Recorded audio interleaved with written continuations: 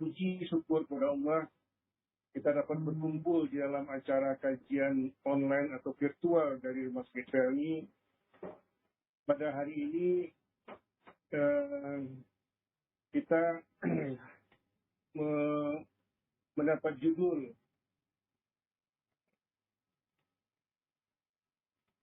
topik yang ini sangat menarik sekali bagi saya karena waktu terus berjalan sementara aku belum menuntut ilmu agama.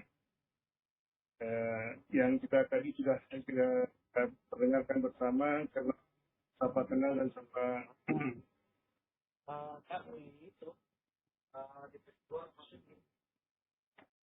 ya. Tema acara ini tadi sudah kita sampaikan, waktu berjalan sementara. Ini kena waktu terus berjalan sementara belum menuntut ilmu agama. Nanti akan disampaikan oleh Ustadz Syafiq Riza Batalama MA. Mudah-mudahan judul ini berkenan untuk kita dengar bersama. Saya sangat appreciate atau sangat menarik dengan judul ini. Karena mohon maaf Pak Ustaz, alhamdulillah karena profesi kita sebagai dokter, di mana dokter tersebut sangat sibuk sekali dan ini waktunya terus berjalan. Sementara evaluasi kita, refleksi diri kita masih jauh ilmu yang agama yang kita dapatkan. Nah, untuk itulah mungkin kita akan mendapat tip-tip atau ilmu-ilmu yang bisa menambahkan amalan kita sehingga pada usia-usia kita yang sudah menjelang senja ini ada yang dapat kita amalkan. Seperti kita ketahui dokter tersebut kerjanya, mohon maaf ini karena lingkungan dokter jadi saya sedikit menyinggung peranan dokter atau kerja dokter tersebut. Dokter itu sangat super sibuk sekali. Jadi kadang-kadang datang pagi, pulang sudah malam. Sehingga waktu berlalu sangat cepat sekali. Di lain pihak, kita belum dapat banyak menuntut ilmu atau amalan-amalan yang kita kerjakan. Di sisi lain, kita ada satu dilema. Dilema yang maksud tersebut ada suatu waktu yang kita dikondisikan waktu selalu kita beralibi kita menolong orang. Alibi kita menolong orang, tapi di sisi lain kita ada juga sedikit kita dirugikan. Jadi ilustrasinya seperti ini Pak Ustaz. Kalau misalnya dalam hal kerja kita sehari kita terlalu banyak sholat kita itu tidak tepat waktu. Demi pelayanan kita selalu tidak tepat waktu. Sehingga kalau waktu ini berlangsung terus, sehingga kita tidak merubah atau sistem yang kita tidak rubah dalam diri kita, sehingga kita akan masuk dalam dilema ini. Dan amalan-amalan kita tentu akan tidak semaksimal yang kita bayangkan. Jadi salah satu yang kita penting sekali kan adalah sholat. Apabila sholat kita tidak tepat waktu, apalagi yang bisa kita dapat amalannya. Saya rasa itu sebagai ilustrasi daripada saya. Mohon maaf saya belum salam kenal dengan Pak Ustadz Syafiq Kemal. Syafiq Riza, maaf Pak Ustaz, saya belum kenal. Perkenalkan saya Dr. Irwan. Masya Allah, barakallahu fikum dak. Saya. Ya emang itu kan dok 14 Oktober. Ya, sedikit Pak Ustaz ilustrasi dari saya. Pekerjaan saya adalah sebagai dokter anestesi di Kemar. Ya. Jadi selalu mendapatkan hal yang banyak masalah yang kita hadapi, sehingga waktu kita cepat sekali berlalu, tapi amalan kita masih belum maksimal yang kita dapatkan. Salah satu kuncinya yang tadi yang saya sampaikan adalah salah sholat tidak tepat waktu. Saya rasa itu mungkin kita akan mendengar tip-tip dari Pak Ustaz, sehingga gimana kita merubah refleksi terhadap diri kita yang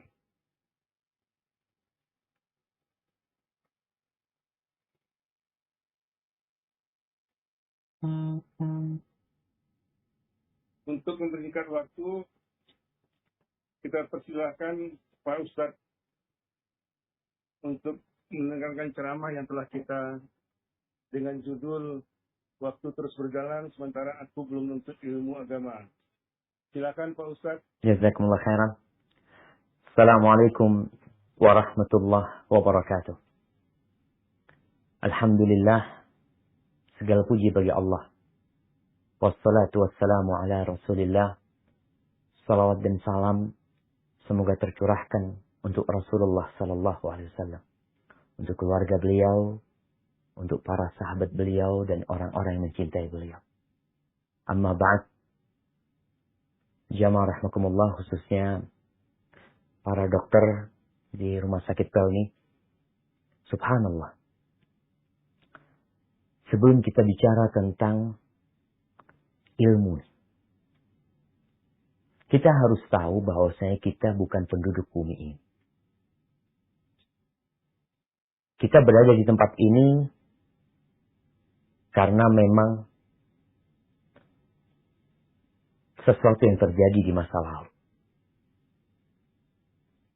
di mana ayahanda kita yang ditempatkan di surga melanggar perintah Allah Azza wa Jalla, yang akhirnya dia diturunkan di muka bumi. Kita nggak lama hidup di sini. Ini sebuah hakikat yang nggak perlu tanya sama siapa-siapa. Karena kita melihat dengan mata kepala kita sendiri. Apalagi ini dokter-dokter di rumah sakit. Bisa jadi pagi dia ketemu pasien yang mati, siang mati, sore mati, malam mati, pagi mati, seperti itu. Kemana mereka pergi? Mereka masih punya rumah. Mereka masih punya kekayaan. Bahkan sebagian kekayaannya cukup untuk 100 tahun dia hidup. Tapi ternyata kekayaan dia tidak dapat menambah umur dia di muka bumi. Jangan bicara pasien. Dokternya pun akan meninggalkan bumi ini. Yang awalnya di atas bumi, dia akan masuk ke dalam perut bumi. Untuk apa kita diciptakan? Untuk cari makan? Untuk bekerja? Apa beda kita dengan kerbau? Kalau ternyata yang ada di benak kita, kita hanya cari makan. Kita hanya pekerja. Anak punya anak. Mereka juga mau sekolah. Mereka menuntut ilmu. Jadi anak sudah harus bekerja demi masa depan mereka. Apa bedanya sama kerbau? Kalau ternyata itu yang ada di benak kita. Bekerja, makan, nikah. Bekerja seperti itu aja. Ketika Allah Jalla Jalaluhu menurunkan Nabi Adam bersama Hawa. Dan tentunya kita ada di sulbi Nabi Adam alaihissalam. Allah berpesan. Mungkin kita bisa baca pesan Allah ini di surat Al-Baqarah ayat 38. Nah, tafadhol, siapa yang mau baca?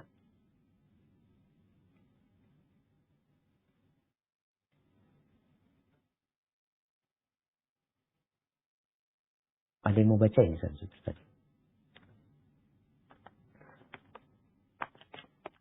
Ya Ustaz.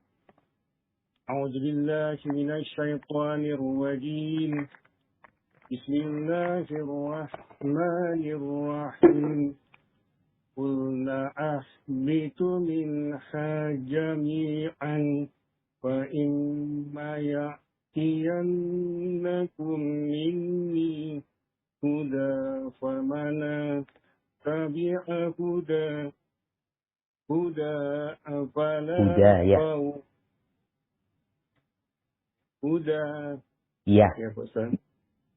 هدى فلا خوف عليهم ولا هم يحزنون. Kami berfirman, turunlah kalian semua dari surga. Kemudian jika benar-benar datang petunjukku kepada kalian, maka barang siapa mengikuti petunjukku, tidak ada rasa takut bagi mereka dan mereka tidak bersedih hati. Masya Allah. Petunjuk inilah yang namanya ilmu. Yang akan mengantarkan kembali ke surga. Yang mengikuti, maka tidak ada rasa takut dan tidak ada rasa khawatir, nggak ada kesedihan. Dia akan menjadi orang yang berbahagia di dunia dan di akhirat. Yang mengikuti. Gimana kita mau ngikutin kalau ternyata kita nggak belajar? Kita nggak peduli sama ilmu agama ini. Makanya kalau bicara semangat menuntut ilmu, Anda rasa nggak perlu Anda berbicara kepada para dokter. Mereka menjadi dokter karena mereka peduli dengan ilmu. Bahkan dokter itu sekolahnya mungkin lebih lama daripada yang lainnya. Setelah jadi dokter umum, lanjut lagi sekolah. Dan sekolahnya dokter itu, ketika ambil spesialis, terkadang dia itu sudah menikah, sudah punya anak. Dia juga bekerja. Sehingga dia menggabungkan antara menuntut ilmu umum ini, ilmu kedokteran ini, dengan bekerja dan dengan mengurus anak-anak. Tapi dia lakukan itu. Ini menunjukkan semangat untuk menuntut ilmu. Tapi bukan ilmu agama. Emangnya nggak boleh? Bukan nggak boleh. Bagus ilmu tersebut. Ilmu umum itu akan jadi baik ketika kita niatnya baik. Insya Allah manfaat buat dunia dan akhirat. Tapi seorang yang sekolah di kedokteran yang ambil spesialis, wallahu alam, Anda nggak tahu ya. Nanti mungkin dokter bisa sampaikan. Anda rasa di situ nggak akan diajari mana yang halal dan mana yang haram. Nggak diajarin dia. Mana yang perintah Allah. Mana yang perintah Rasulullah SAW. Nggak diajarin tentang bagaimana sholat yang khusyuk. Kayaknya nggak ada ketika dia sekolah hanya di fakultas kedokteran aja. Tidak akan diajari bagaimana jual beli yang halal. Nggak dapat tuh dia ilmu di sana. Sedangkan untuk balik ke surga, ini ilmu penting buat kita. Lebih penting mana ilmu umum sama ilmu agama? Kalau bicara lebih penting. Talabul ilmi faridatun ala kulli muslim. Menuntut ilmu itu kewajiban setiap muslim. Ilmu yang mengenalkan kita kepada Allah Azza wa Jalla. Ilmu yang kita jadi tahu mana yang hak kita dan mana yang bukan hak kita. Ahibati fillah, cobalah nih. Yang udah jadi dokter puluhan tahun ya.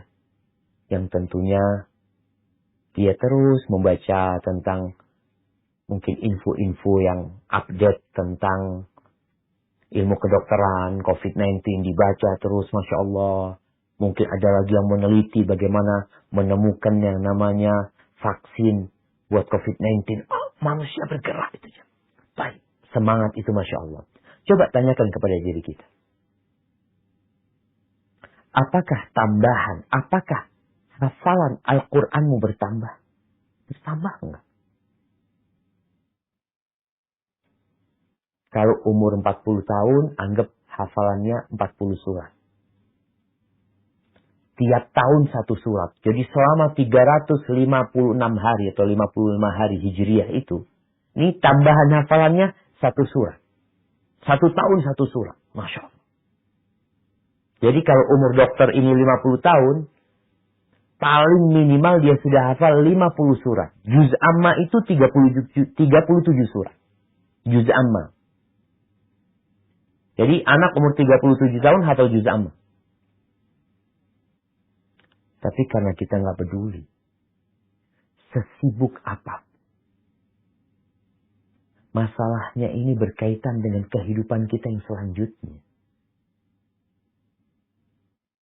Kita kadang kala, ya kalau kata dokter Irwan tadi, sibuk Ustaz. Nah, tapi mau tidak mau dokter itu bisa ambil cuti. Bisa menyempatkan diri. Tapi memang ada orang-orang yang, ya wallahu a'lam, apa dikatakan nggak peduli sama agama. Ya. Semua waktunya untuk cari dunia. Pagi praktek di rumah sakit ini, praktek rumah sakit ini. Nanti malam habis asar mulai praktek di rumahnya sampai malam. Ketika libur mungkin dia ya istirahat kemana. Terus kapan buat agamamu? Yang dikatakan tadi kalau datang petunjuk kepada kalian, yang mengikuti petunjuk itu selamat nanti masuk surga. Kita bakal mati.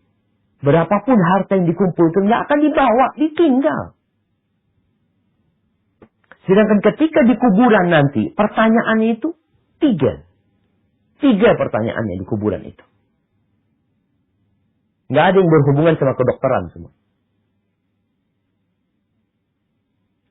Yang ditanya pertama, man rabbu? Siapa Rabb? Siapa? Siapa yang kau sembah? Ma dinu? Apa agama? Yang ketiga, man nabiyu? Siapa nabi? Oh, kalau cuma 3 pertanyaan itu bisa, Ustaz. Ya. Nanti orang itu di kuburan pun bisa jawab. Yang satu ketika ditanya man rabbuk, Rabbi Allah.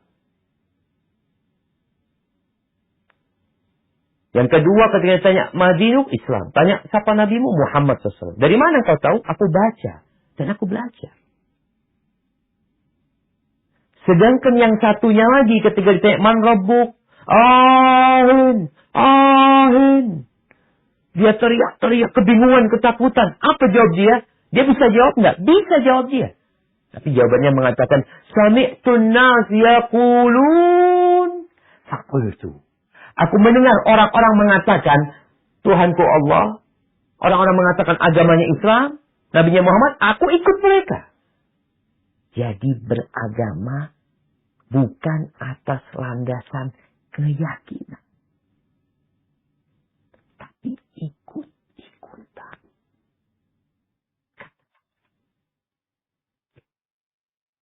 Alhamdulillah. Jadi kalau bicara ilmu agama, ya tadi, kita umurnya berapa? Bertambah terus.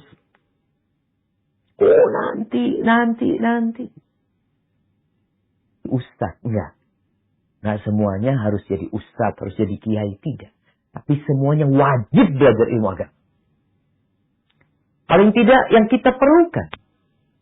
Sebagai seorang muslim, ana salat 5 waktu, ana bermuamalah, ana harus tahu halal haram, ana puasa, ana mau berangkat haji, mau berangkat umroh. Karena terkadang ana masih ingat cerita dokter.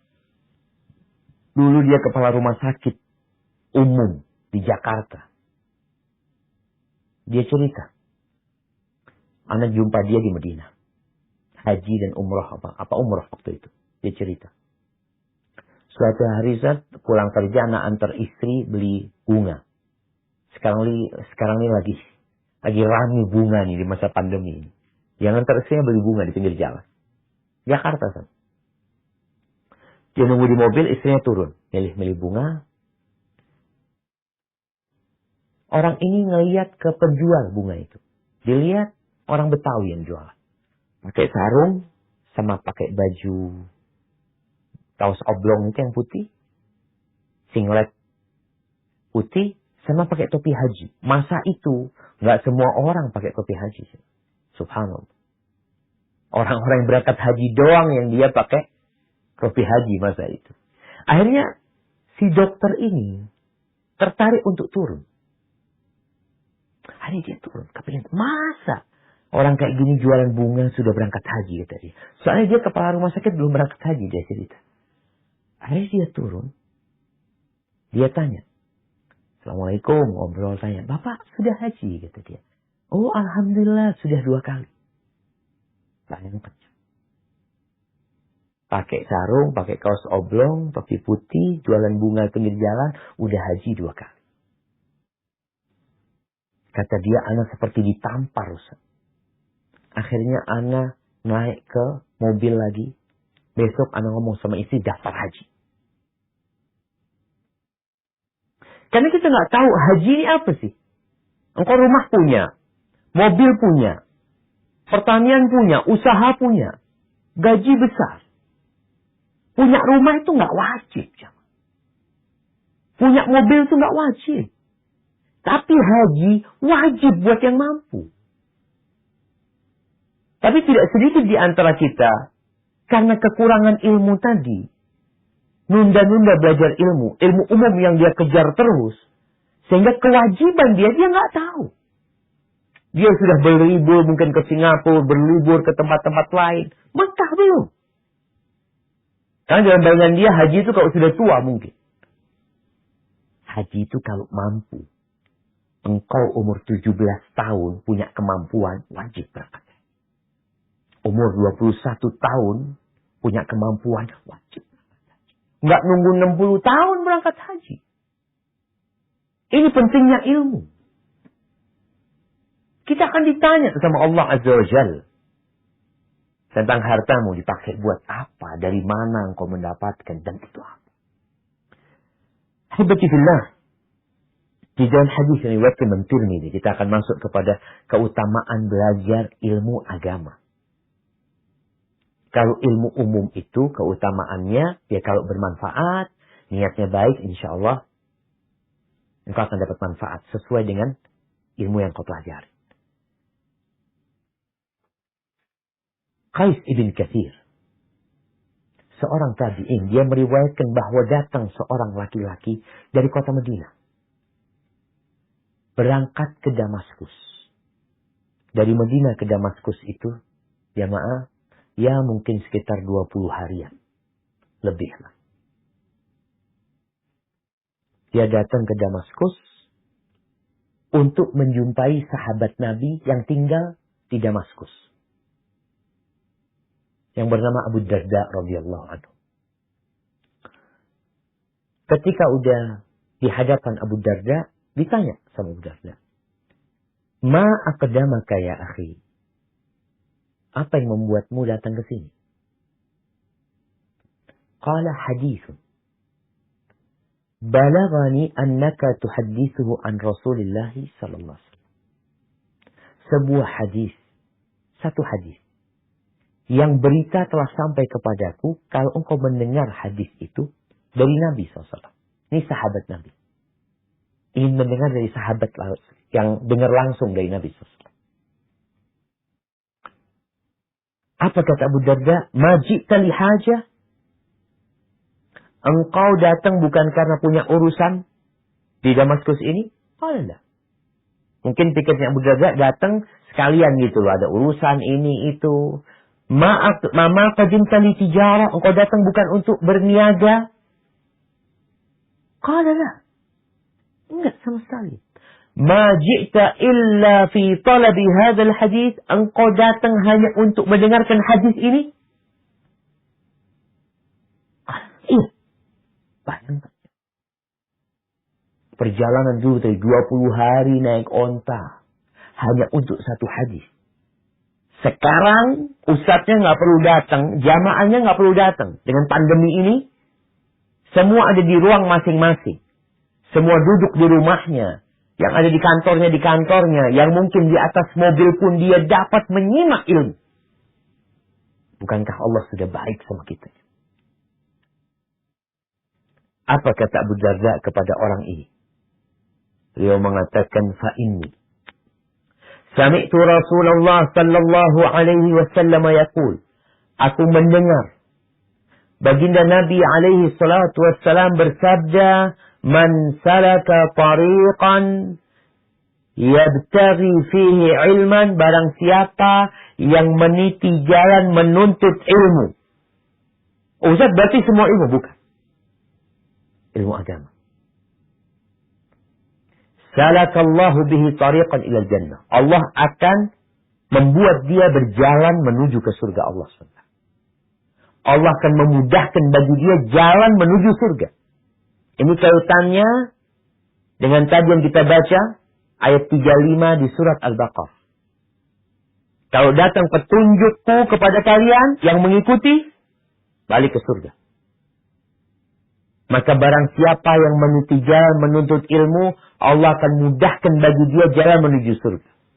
Wa innal malaikata la tada'u ajnihataha ridha'an li talibil ilmi.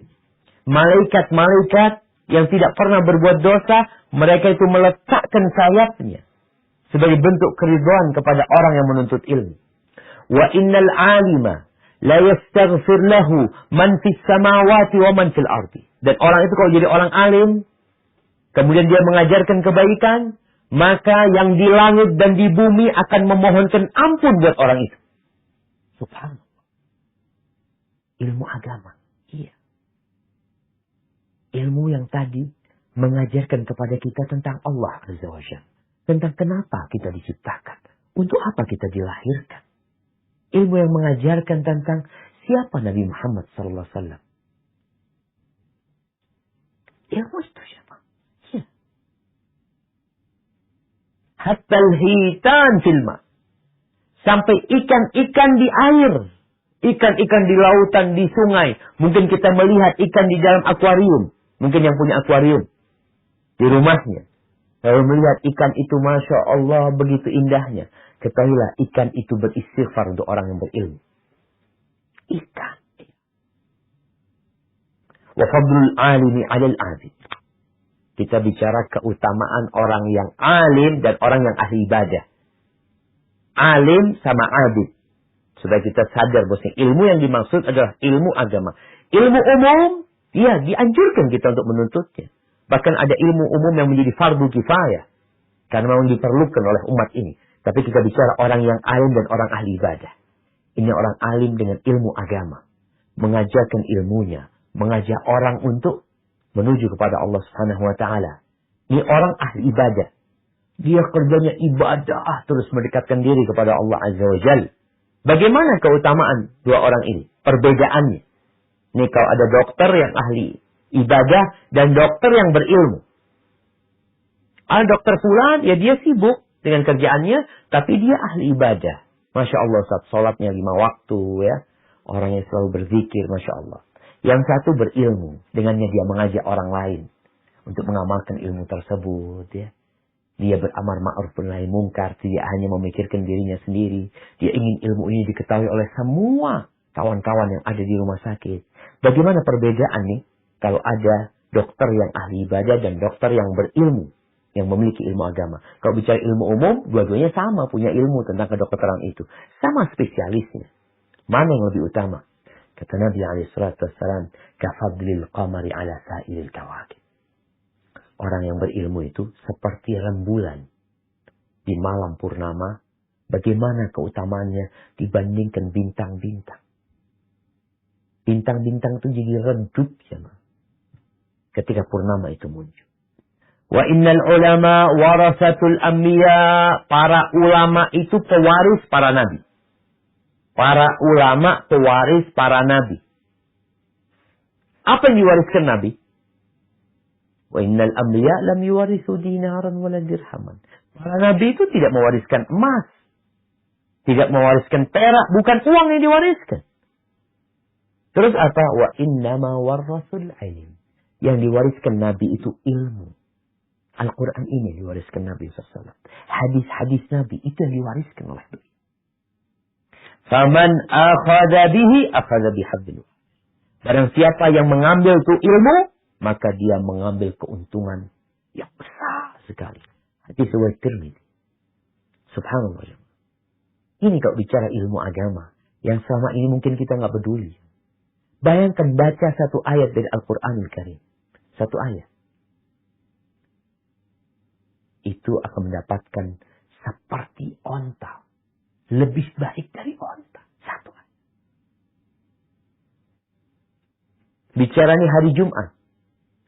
Tidak sedikit orang yang datang khutbah Jumat, yang datang sholat Jumat ketika khotib sudah naik mimbar. Padahal malaikat-malaikat udah tutup buku ketika itu. Orang yang datang di awal waktu akan tertulis ka'annama qarraba badana. Seakan-akan nih orang yang datang di awal, seakan-akan dia berkorban 1 ekor onta. Subhanallah. 1 ekor onta. Harga 50 juta iya mungkin. Gimana bayangin kau datang di awal waktu seperti berkorban 1 ekor onta. Di waktu yang kedua seperti seekor sapi. Di waktu yang ketiga seperti seekor kambing dia korbankan. Dia nggak keluar duit ya ma, tapi tertulis dia pahala seperti berkorban 1 ekor onta. Kau suruh mengeluarkan tiap Jumat 50 juta. Allahu Akbar, berat Ustaz. Tapi kau bisa.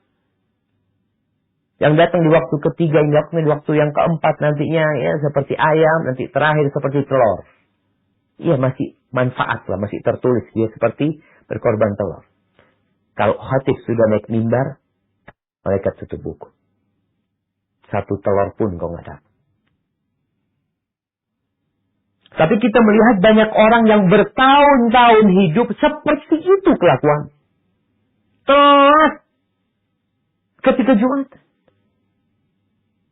Tapi kalau untuk urusan kerjaan nggak pernah telat dia. Kunjungan pasien nggak pernah telat. Tapi kunjungan ke rumah Allah Azza wa Jalla, dia nunggu waktu-waktu di mana orang sudah mau selesai. Jadi orang yang terakhir datang, yang pertama pulang. Itu bedanya ilmu jemaah. Ahibati fillah. Ilmu itu menyucikan jiwa kita. Makanya Allah Azza wa Jalla itu diperintahkan untuk Allah Azza wa Jalla memerintahkan kepada Nabi alaihi salatu wasallam untuk membacakan ayat-ayat Allah. Yatlu alaihim ayatihi wa yuzakkihim. Membacakan kepada mereka ayat-ayat Allah dan menyucikan mereka. Jiwa kita ini memerintahkan kepada keburukan. Ambisi dunia. Dikasih 1 berangkas isinya emas, kepingin punya 2. Dikasih 2 rumah, kepingin punya 3. Dikasih 3, ingin punya 4. Seperti itu jiwa kita. Dengan ilmu ini, kita dapat menundukkan jiwa kita. Untuk mengatakan kepada dia, kita nggak lama hidup di sini. Subhanallah. Itu bicara ilmu. Dan ilmu ini adalah awal yang diwajibkan kepada kita. Allah Azza wa Jalla berfirman di surat Muhammad ayat 19. Surat Muhammad ayat 19.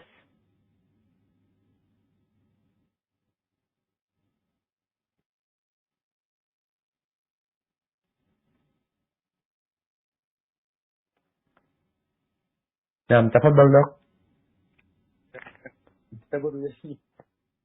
Bismillahirrahmanirrahim. Fa'lam annahu la ilaha illallah wastaghfir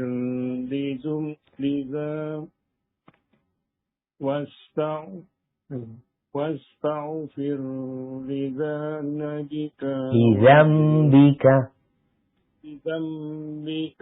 وللمؤمنين والمؤمنات والله يعلم متقلبكم ومثواكم. Barakallahu fiik. Ya. Maka ketahuilah bahwa tidak ada Tuhan selain Allah, dan mohonlah ampunan atas dosamu dan atas orang mukmin, laki-laki dan perempuan. Dan Allah mengetahui tempat usaha dan tempat tinggalmu. Barakallahu fikum. Allah mengatakan, fa'lam, ketahuilah, annahu la ilaha illallah wastaghfir li dzambik. Ketahuilah, baru beristighfar. Al-Imam Bukhari dan kitabnya Sahih Al-Bukhari membuat suatu bab yang judulnya Babun Al-Ilmu Qabla Al-Qawli Wal-Amal. Bab berilmu dahulu sebelum berucap dan beramal. Berilmu dulu nih. Lalu beliau menyebutkan ayat di surat Muhammad ayat 19 yang baru saja kita baca. Sedangkan banyak di antara kita beramal bertahun-tahun tanpa ilmu. Ketika ditanya, engkau ini beramal ini, emangnya Nabi ngamalkan? Nabi nyuruh. Memang seperti itu syariatnya. Ternyata enggak. Kenapa kita lihat di masyarakat, kadang-kala ada ritual-ritual. Ya, contohnya, mungkin kalau bangun rumah, kasih sesajen di pojok rumah. Muslim dia. Di pojok rumah dikasih sesajen. Ketika dia melakukan ini, apakah dia melakukan perbuatan itu dengan ilmu? Atau tidak? Kebanyakan enggak. Kalau ditanya kenapa? Ya dari nenek moyang kita. Beribadah itu enggak kayak gitu. Kita diciptakan untuk mengabdi kepada Allah, makanya perlu belajar tuh. Nabi kalau punya anak, diapain sih anaknya? Apa yang dilakukan? Fa'lam. Baru beramal. Maka ilmu ini benar-benar akan menyucikan jiwa. Dan ilmu ini cahaya. Cahaya. Ketika kita masuk ke dalam ruangan. Yang di ruangan itu ada ular. Ada ular di sana. Ada kalajengking. Ada duri, ada pecahan kaca, ada beling. Papunya mati. Kira-kira siapa yang selamat melewati ruangan tersebut? Yang bawa senter. Dia lihat, oh, ada ular di sana. Mungkin dia pakai kayu, dia pentung. Dia lihat, oh, ada beling di sana. Dia singkirkan. Dengan apa? Dengan ilmu. Sedangkan dalam kehidupan ini, subhanallah, ada banyak perintah-perintah Allah, ada banyak larangan-larangan Allah. Di situ ada juga jebakan-jebakan iblis. Yang tatkala dia diturunkan bersama Adam alaihissalam dari surga, dia bersumpah mengatakan kepada Allah, la'uwiyannahum ajma'in. Aku akan benar-benar menyesatkan mereka semuanya. Kecuali hamba-hamba Allah yang ikhlas, yang dipilih sama Allah Jalla Jalaluhu. Disinilah pentingnya itu ilmu. Cahaya ilmu itu. Dokter aja kita lihat. Kalau dalam menangani pasien nggak punya ilmu, bisa jadi dia bunuh itu pasien. Kalau nggak benar-benar dia ketika memberikan resep itu berdasarkan ilmu. Dia melakukan operasi. Dia melakukan bius tanpa ilmu. Ada ilmunya semuanya. Ada takarannya. Bicara obat bius yang diberikan kepada pasien, memang dia mau operasi. Itu ada takarannya. Diperiksa dulu pasiennya. Kira-kira dia ini boleh nggak dikasih yang model ini? Yang model ini. Kadang-kadang nggak boleh kata dia. Dia kondisinya seperti ini, seperti itu. Subhanallah. Semua pakai ilmu. Kalau ngurusin tubuhnya manusia, itu dibutuhkan ilmu. Bagaimana ngurusin jiwa manusia? Yang kita nggak ngelihat. Dia ada di tubuh kita nih. Tangan kita bisa bergerak. Dari mana kita akhirnya menundukkan jiwa kita ini, membimbing dia menuju ke surga Allah Azza wa Jalla? Ya dengan ilmu. Allah sudah turunkan petunjuk. Makanya ketika Allah berbincang tentang siapa sih orang yang takut sama Allah? Tadi kalau bicara di dalam ruangan yang gelap gulita, ada ular, ada ini, ada itu. Dia akan takut, kemudian dia akan jalan berhati-hati. Siapa yang punya senter? Dia jadi takut hati-hati. Tapi yang nggak punya senter, dia jalan aja. Mungkin dia juga lari menuju ke pintu untuk keluar dari ruangan tersebut. Tanpa memiliki bahaya. Maka Allah mengatakan, innama yakhshallah min ibadihi ulama. Yang takut kepada Allah dari hamba-hambanya ini, siapa? Yang berilmu. Makanya nanti ini, para dokter, kalau tadi belajar ilmu, nanti akan semakin takut. Loh, ternyata nggak boleh Pak Ustadz ya. Anda nggak tahu Ustadz. Oh ternyata yang kayak gini ini dilarang dalam agama. Oh ternyata. Engkau jadi takut. Pernah melihat pengendara sepeda motor. Dia nggak pakai helm. Dia naik motor. Ketika dia punya ilmu. Dia punya pengetahuan bahwa ada polisi yang sedang berjaga di balik gardu itu. Dia akan takut. Rasa takut ini mengantarkan dia selamat. Nggak jadi kena tilang dia. Karena ada rasa takut berdasarkan ilmu. Coba dia nggak tahu. Bosnya di balik gardu itu ada polisi. Dia jalan aja terus. Tanpa helm. Tahu-tahu di stop sama polisi. Ya Allah. Di sini pentingnya ilmu. Ketika dia tahu, nggak jadi kena tilang dia. Jadi rasa takut itu menyelamatkan sebenarnya. Karena ada orang yang berpandangan, ya Allah, agama itu memberatkan Ustaz. Karena sejak belajar agama, kok jadi takut Ustaz ya? Ya memang seperti itu. Untuk apa? Untuk balik ke surga. Kalau kita nggak berhati-hati, Nabi Adam alaihissalam diturunkan dari surga karena makan satu buah. Bukan 2 buah. Dari satu pohon juga. Satu udah dikasih tahu jangan. Gitu. Ahibati fillah. Ilmu agama ini adalah karunia Allah. Bahkan tanda Allah cinta sama hamba. Bukan ilmu kedokteran kalau kita bicara sama para dokter ya. Rasulullah SAW dalam hadis riwayat Tirmidzi, beliau mengatakan, man yuridillahu bihi khairan yufaqihu fid din. Barang siapa yang Allah menghendaki untuk dia kebaikan, maka Allah jadikan dia memahami agama. Belajar agama. Ngaji agama. Fiddin. Din itu agama. Coba lihat kita. Selama bertahun-tahun. Kita nggak pernah punya kesempatan datang ke majelis ilmu, kajian. Ustaz, anak punya pasien ini itu.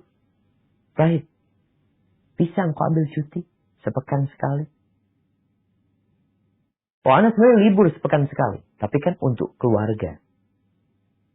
Mungkin untuk berangkat ke taman-taman kota. Tapi sekarang sepekan sekali ajak keluarga untuk ke taman-taman surga. Majelis ilmu. Di mana itu menjadi tanda Allah menginginkan kebaikan buat kita. Allah Azza wa Jal memiliki malaikat-malaikat yang kerjanya keliling di muka bumi ini. Patroli dia. Inna lillahi malaikatan sayyahin.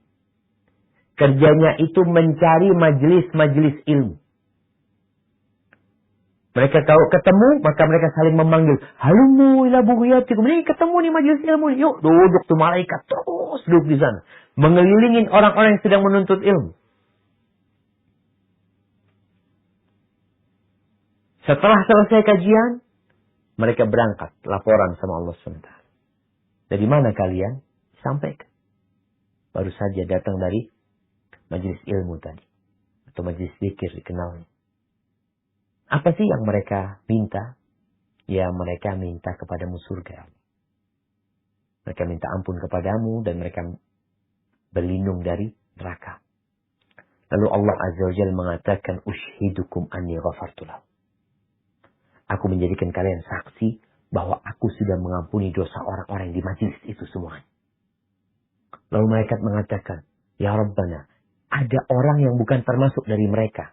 Artinya mungkin orang lewat, duduk, istirahat ya. Kemudian dilihat ada majelis ilmu, mungkin dia juga. Tapi dia bukan jamaah rutin yang ada di majelis itu. Dia cuma sekedar lewat, kemudian duduk. Lalu malaikat ini mengatakan, ya Allah, ada satu orang yang bukan termasuk dari mereka. Cuma dia duduk aja di sana. Buat dia pun diampuni. Humul qaum la yashqa bihim jalisu. Itu orang-orang yang sibuk menuntut ilmu, yang duduk sama mereka nggak akan sengsara. Akan ikut diampuni oleh Allah. Maka hibati fillah, sudah saatnya kita menuntut ilmu. Luangkan waktu kita. Tiap pagi. Nabi SAW berdoa. Apa doanya beliau? Beliau mengatakan, Rabbi, Allahumma afan, Allahumma inni as'aluka ilman nafi'an, wa rizqan tayyiban, wa amalan mutaqabbala. Ya Allah, aku minta kepadamu ilman nafi'an, ilmu yang bermanfaat.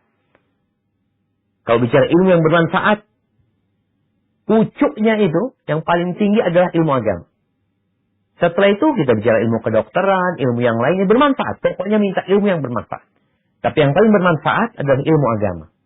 Karena tadi ngajarin kita agar sholat kita sah. Agar pernikahan kita sah. Ilmu yang bermanfaat, ilmu agama yang paling dominan. Berapa banyak rumah tangga nih kadangkala yang seharusnya mereka sudah tidak boleh kumpul satu rumah lagi. Karena sang suami sudah menceraikan istrinya lebih dari 3 kali. Tapi mereka tetap satu rumah. Dan saya nggak punya ilmu. Dia ceraikan istrinya 2 kali, 3 kali, 4 kali. Tetap satu rumah. Karena punya ilmu. Dosa dia sudah berkumpul sama istrinya.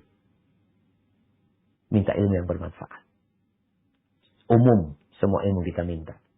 Yang kedua, warizqan thayyiban. Minta rizki yang baik, yang halal. Dan yang ketiga, amalan mutaqabbalah. Minta amalan yang diterima sama Allah Azza wa Jalla. Dan Nabi disuruh berdoa, Rabbi zidni ilman. Suruh minta tambahan ilmu. Karena pentingnya itu ilmu. Hadza wallahu alam bisawab. Itu mungkin yang bisa saya sampaikan pada kesempatan kali ini. Mungkin kita masuk ke sesi tanya jawab.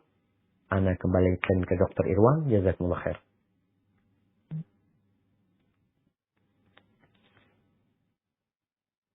Ya Pak Ustadz, ada beberapa pertanyaan yang masuk pada kami.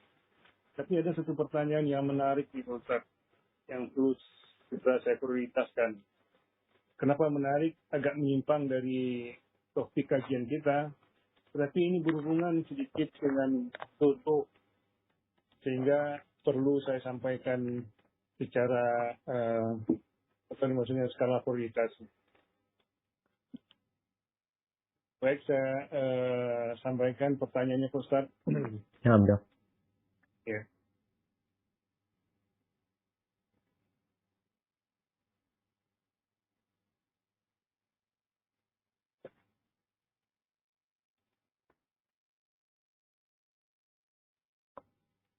Ini dari hamba Allah, tidak menyebutkan namanya. Afwan izin bertanya di luar tema Pak Ustaz. 2 hari yang lalu saya bermimpi ular. Apakah itu pertanda jodoh yang buruk Pak Ustaz? Padahal saya malam itu tidak ada sholat istiqorah. Dan hari ini ada ikhwan yang ingin meminta kontak saya untuk kehubungan yang lebih serius. Apakah saya harus beristighfar? Bagaimana nih? Saya takut Pak Ustaz. Nah. Barakallahu fiik. Hibati fillah. Mimpi itu ada 3. Mimpi dari Allah Azza wa Jalla. Mimpi yang baik. Seperti mimpinya Nabi Ibrahim alaihissalam. Yang kedua, ada mimpi yang dari setan. Mimpi-mimpi buruk. Yang ketiga, ada mimpi yang bunga tidur. Karena sebelum tidur mikirin kepingin motor moge, motor gede, Tahu-tahu mimpi dia naik moge. Itu bawaan tidur. Bawaan sebelum tidur maksudnya. Adapun mimpi yang baik, tugas kita tatkala mendapatkan mimpi itu jangan cerita kepada sembarang orang. Ceritakan kepada orang yang mencintaimu. Kalau mimpi itu kebaikan. Ceritanya Nabi Yusuf bermimpi, kata bapaknya, la taqsus fu'yaka ala ikhwatika. Engkau jangan ceritakan mimpimu kepada saudara-saudaramu. Karena takut nanti ada orang yang hasut. Ketika mimpi buruk, jangan ceritakan kepada orang lain juga. Takut nanti ditakwilkan yang macam-macam. Sehingga jadi beban buat engkau. Apa yang harus dilakukan? Katakan, a'udzubillahi minasyaitonirrajim. A'udzubillahi minasyaitonirrajim. Kemudian meludah ke kiri sebanyak 3 kali. Baik, kalau sekarang bicara tadi, mimpi ular. Ya, bisa jadi itu bunga tidur. Karena kita baca berita tentang adanya ular kobra yang sedang menyerang rumah warga. Tahu-tahu kita mimpi ular. Atau mimpi itu memang dari syaitan. Apa yang perlu dilakukan? Berlindunglah kepada Allah SWT. Karena kadangkala orang yang mimpi buruk itu benar-benar ada yang mau niat buruk sama dia. Bisa sihir. Ya. Dan kalau bicara sekarang seorang ikhwan tadi yang melamar. Kalau bicara dia mau lebih serius ya. Nggak perlu dia minta nomor telepon. Yang pertama, tanyakan, sampaikan kepada dia, kau mau kenal aku? Silahkan. Aku fulan, kasih CV-nya umpamanya. Kemudian, coba tanyakan tentang aku kepada kawan-kawanku. Kalau memang ada yang ingin ditanyakan secara khusus, mau via telepon, mungkin diperbolehkan apabila komunikasinya yang wajar-wajar aja. Setelah itu, minta dia untuk datang. Kalau memang dia serius. Tapi kalau tidak, karena ta'aruf dalam Islam ini berbeda dengan pacaran. Sekarang sudah mulai ta'aruf ini menjadi pacaran, tapi pakai bahasa Arab. Ta'aruf. Karena apa? Oh, ta'aruf sudah 3 bulan, sudah 4 bulan, sudah 6 bulan. Bukan ta'aruf engkau. Cukup sepekan untuk mengenal orang itu dengan cara mencari orang-orang yang sudah kenal sama dia. Kita tanya. Fulana, tetangganya Fulana. Kita tanya, engkau kan bertetanggan sama dia sudah puluhan tahun. Gimana Fulana? Sama kawan-kawannya. Kalau dia seorang dokter, tanya sama rekan-rekannya. Gimana dia?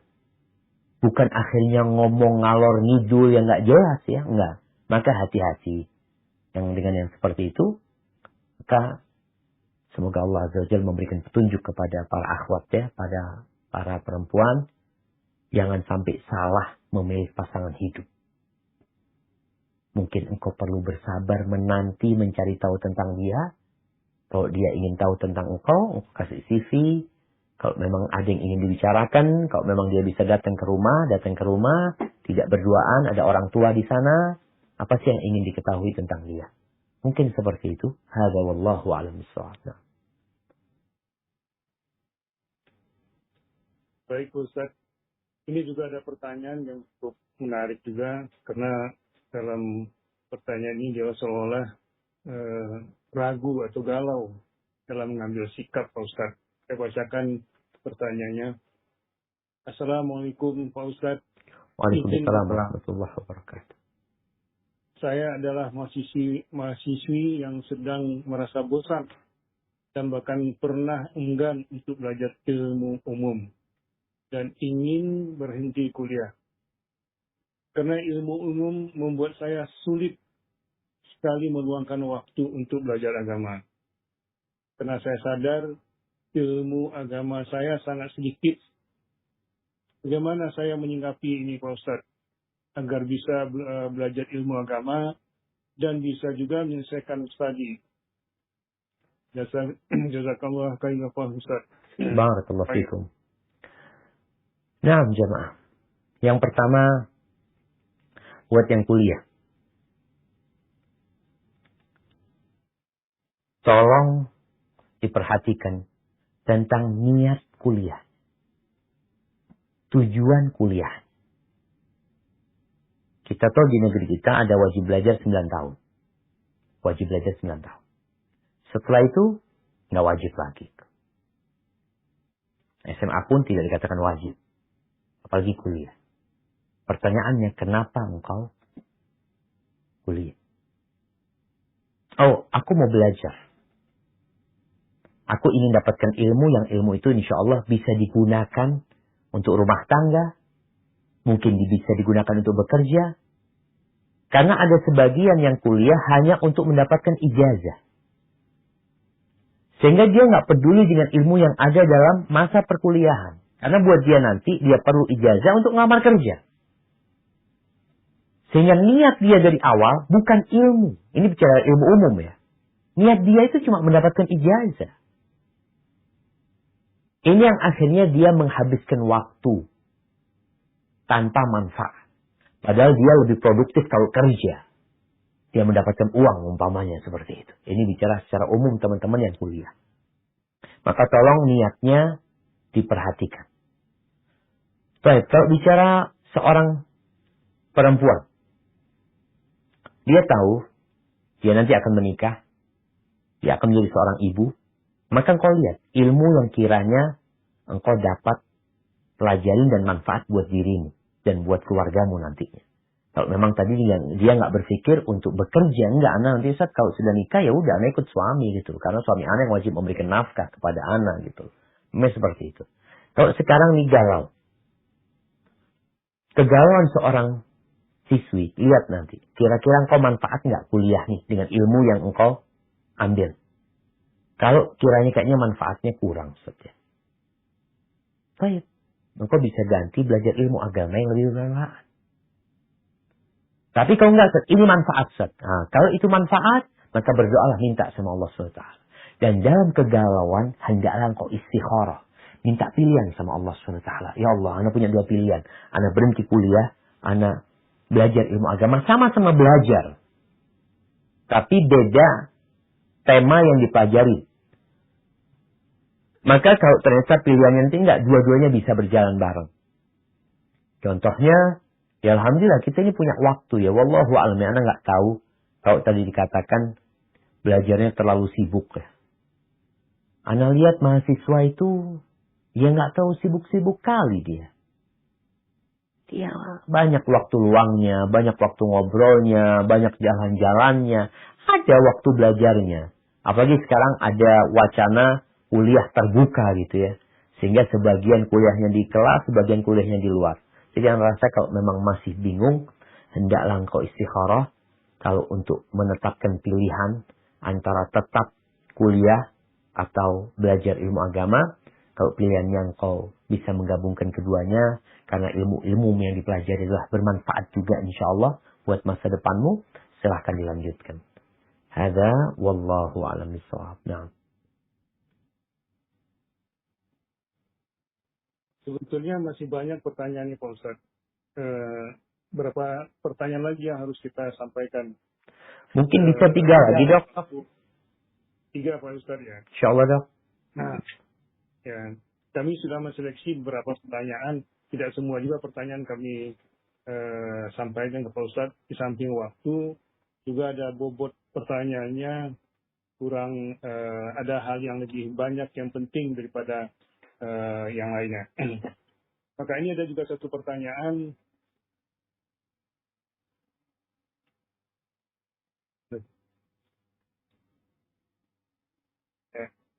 Assalamualaikum Pak Ustadz. Waalaikumsalam warahmatullahi wabarakatuh. Afwan mau bertanya. Anda udah belajar tahsin, insya Allah sudah 3 tahun. Jadi dia udah belajar tahsin selama 3 tahun. Tapi merasa ilmunya itu kurang sempurna. Apakah ada tips agar tetap istiqomah dalam menuntut ilmu tersebut? Masya Allah. Supron. Barakallahu fikum. Kalau belajar tahsin 3 tahun ini seharusnya udah diploma, D3 dia tuh. Subhanallah jemaah. Cuma yang jadi masalah kadang-kala belajar tahsin 3 tahun, tapi sebenarnya waktunya sepekan sekali. Jadi kalau setahun itu mungkin 51 pertemuan, ya 3 tahun itu ya banyak sebenarnya. Sudah 150 pertemuan. Atau kadang-kala belajarnya ya kurang serius, kadang masuk, kadang tidak.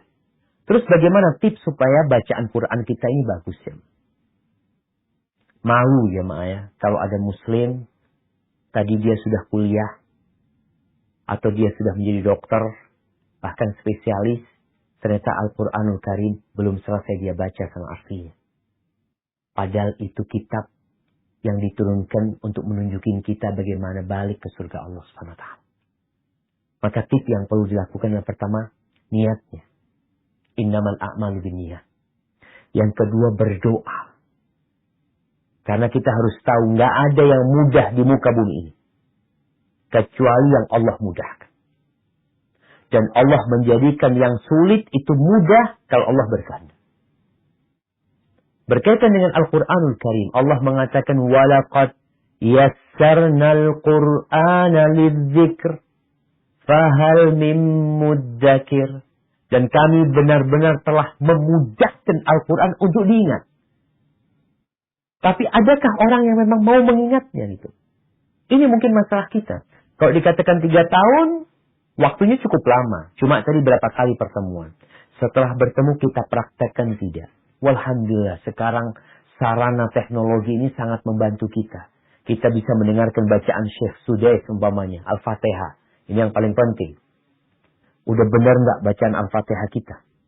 Jangan sampai sholat kita nggak sah gara-gara bacaan Al-Fatihah kita nggak sah, nggak benar umpamanya. Lalu kita sekarang bisa ngerekam. Bacaan kita rekam. Terus kita kirimkan ke Ustadz. Ustadz tolong Ustadz, bacaan anak udah benar nggak? Karena kadang-kala kita nih merasa sudah baik karena tidak ada yang mengontrol. Nggak ada yang mengkoreksi. Maka dengan adanya orang lain yang membantu kita untuk mengevaluasi bacaan kita, insya Allah itu akan lebih mudah. Dan jangan pernah putus asa. Orang yang belajar baca Al-Quran Al-Karim itu, dan susah, dia dapat 2 pahala. Maka ketika engkau susah, engkau akan mendapatkan pahala double. Tapi yang bacaannya baik, yang mahir dalam membaca Al-Quran, dia kedudukannya bersama malaikat-malaikat yang baik pula. Hadza wallahu a'lam bishawab.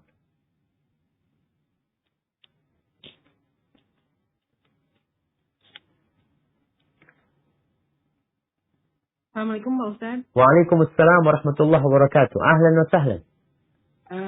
Pak Ustadz, Afwan, mohon masukan.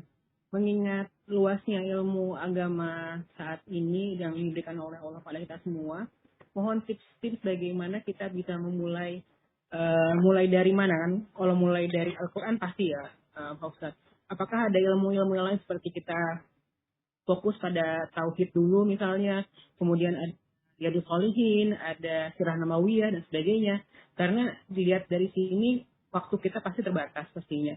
Dan tips-tips apa yang bisa Pak Ustadz share ke kami semua agar kita bisa istiqomah untuk dalam belajar. Misalnya kita spare berapa waktu dalam seminggu atau sehari membaca Ibnu Katsir misalnya. Mungkin bisa diberi masukan seperti itu. Pak Ustadz, terima kasih. Masya Allah, barakallahu fikum. Nah, jamaah rahimakumullah, kalau bicara ilmu agama ini kan memang sangat luas sekali. Dari mana kita mulai belajar ilmu agama ini? Maka belajarlah yang paling kita perlukan. Mana? Rukun Islam. Berkaitan dengan 2 kalimat syahadat kita. Pelajari tentang rukun Islam. Setelah 2 kalimat syahadat benar. Karena banyak di antara kita ini baca la ilaha illallah, tapi tidak tahu dengan konsekuensi dari la ilaha illallah. Dia mengatakan asyhadu anna Muhammad Rasulullah SAW, tapi dia nggak tahu dengan konsekuensi dari pengakuan dia bahwa Nabi Muhammad adalah utusan Allah Sallallahu Alaihi Wasallam. Maka di sini masalah tauhid adalah masalah yang paling utama. Ketika bicara rukun iman, kita akan bertemu dengan rukun iman yang pertama adalah beriman kepada Allah. Dan ini termasuk dalam 2 kalimat syahadat. Setelah itu, pelajari tentang sholat. Sholatnya, engkau tiap hari sholat. Kita 5 waktu sholat. Jangan sampai ada orang yang sholat selama 60 tahun kata Nabi SAW, satu pun sholatnya nggak diterima. Setelah 2 kalimat syahadat kita benar, maka berpindah kepada masalah sholat kita. Lalu kalau nanti kita termasuk orang, kemudian setelah itu puasa. Karena kita tiap tahun ketemu sama ibadah puasa ini. Setelah itu baru bicara yang punya kewajiban zakat, punya kewajiban haji. Setelah itu rukun iman. Kita dalamin lagi nih tentang masalah keimanan. Jadi beriman kepada Allah, beriman kepada malaikatnya, kitab-kitabnya, rasulnya, hari akhir. Ini luas ketika bicara beriman dengan hari akhir. Kemudian beriman dengan takdir.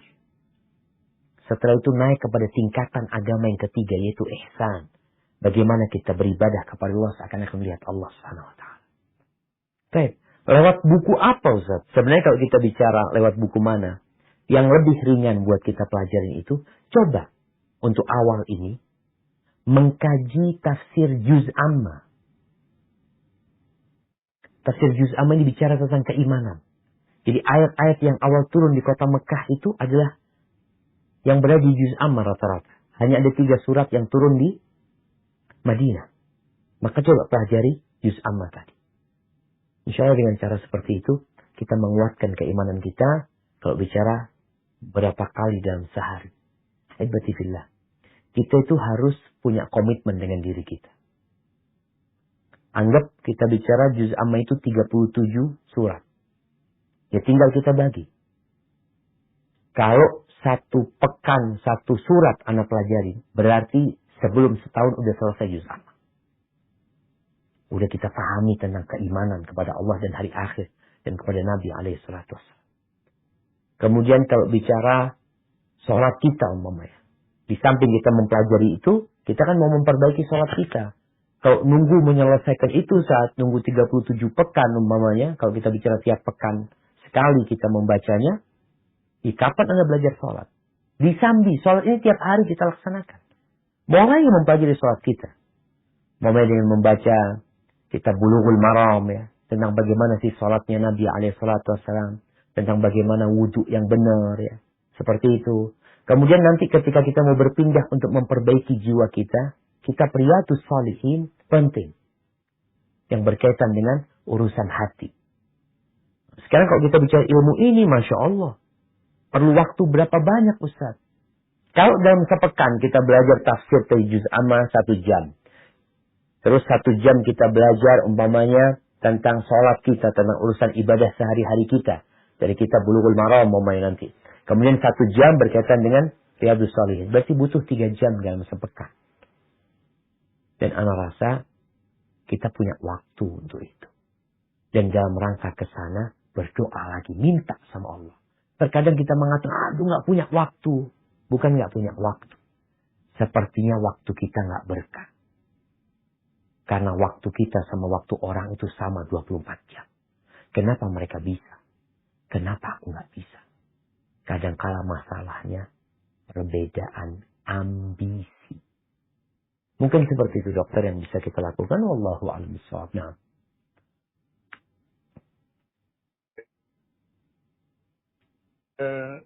Baik Pak Ustadz, ini masih ada 1 pertanyaan lagi, tapi ini cukup menarik juga pertanyaannya. Saya bacakan Pak Ustadz. Afwan Dok, mohon bantuan untuk ditanyakan. Assalamualaikum Pak Ustadz. Waalaikumsalam warahmatullahi wabarakatuh. Bagaimana jika ada suami yang tidak pernah mengajarkan atau mendidik ilmu agama kepada anak dan istrinya? Karena pemahaman agama suami juga kurang. Bahkan si suami tidak lancar baca Al-Quran. Jazakumullahu khairan, Pak Ustaz. Masya Allah, barakallahu fikum. Ini jamaah rahimakumullah. Mungkin ada perempuan-perempuan yang salah memilih pasangan hidup. Tapi dia harus terima itu. Karena dia menikah tidak dipaksa. Kecuali dia dipaksa. Terus apa yang harus dilakukan? Memilih pasangan hidup itu ada batas minimal sebenarnya.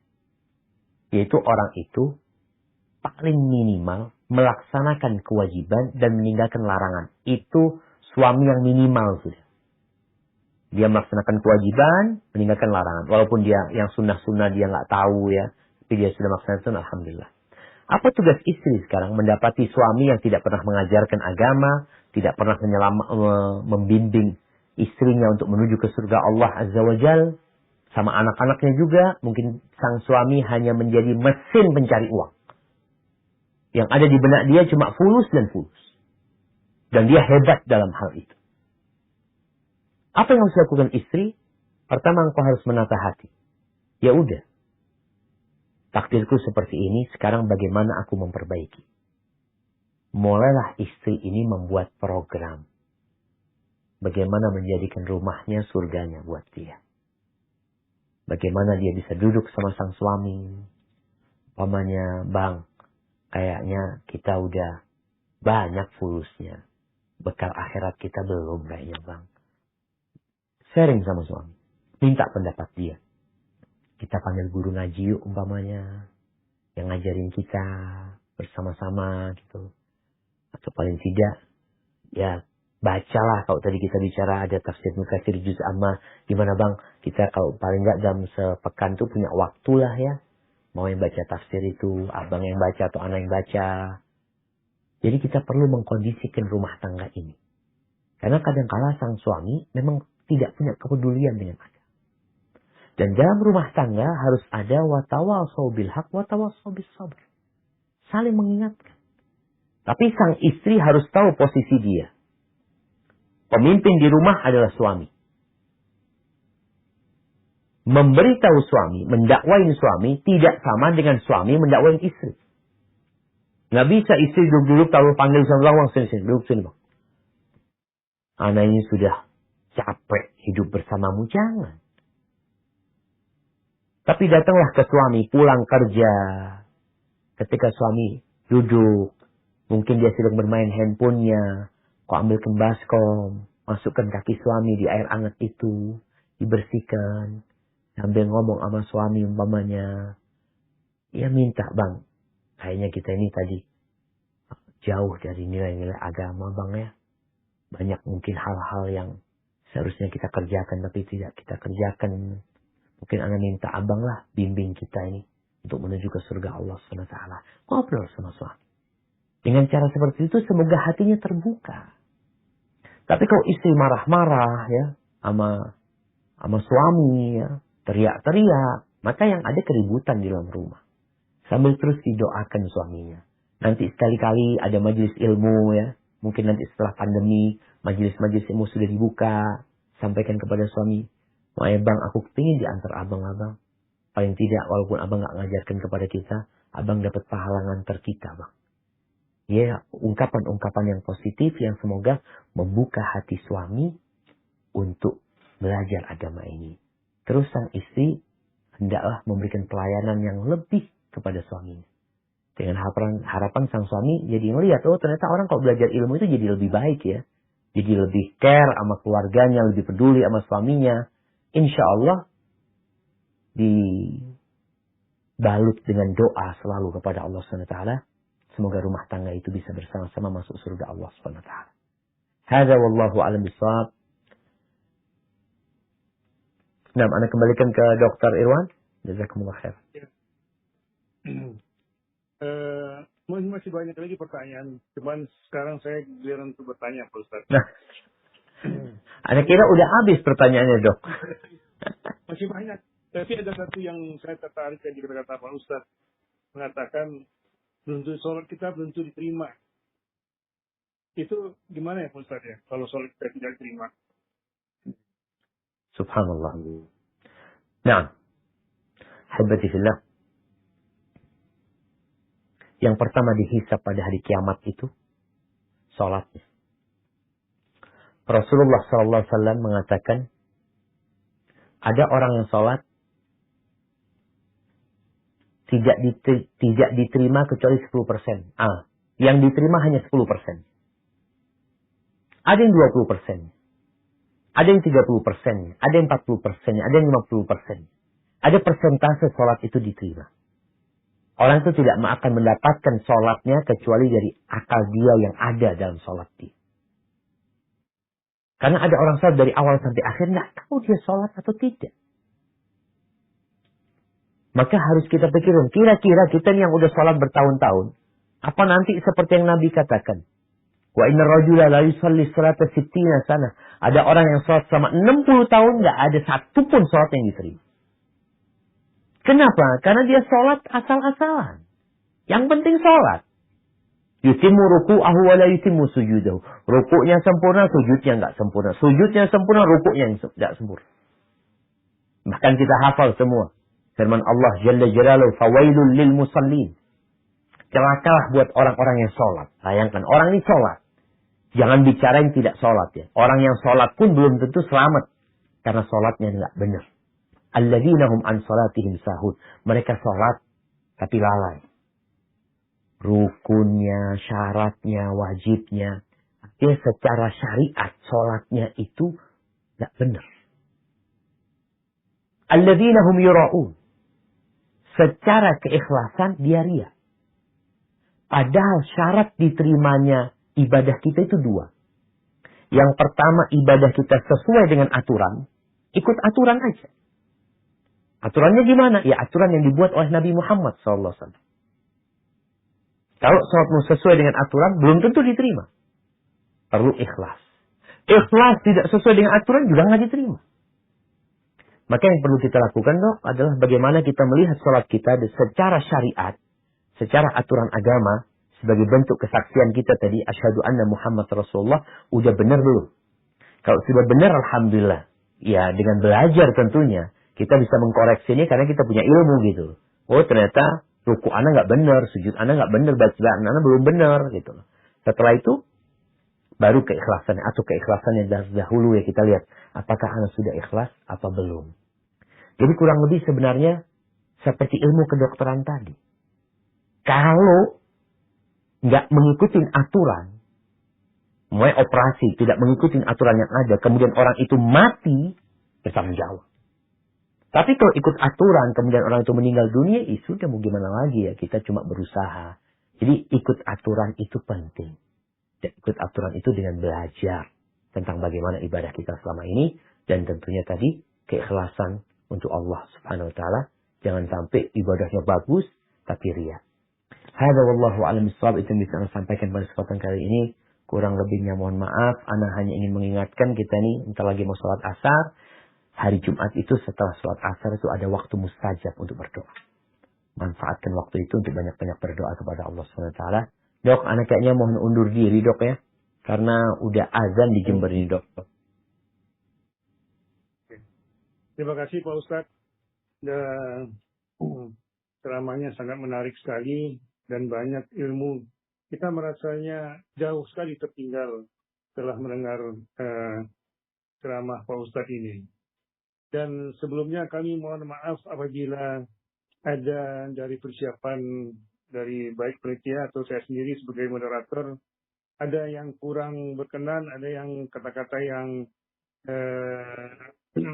tidak sepantasnya.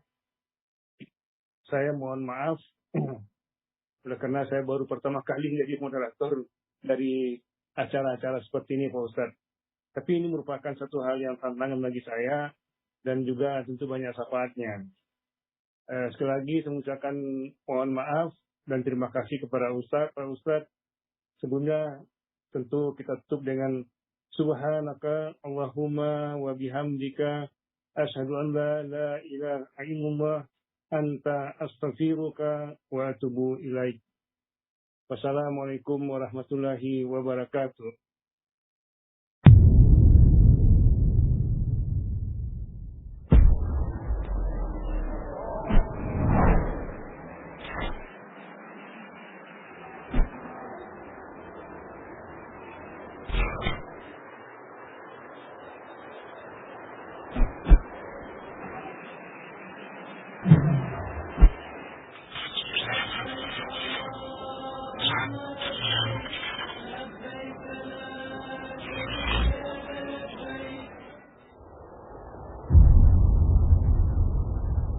Klik tombol berikut untuk mendapatkan update ilmu yang insya Allah bermanfaat.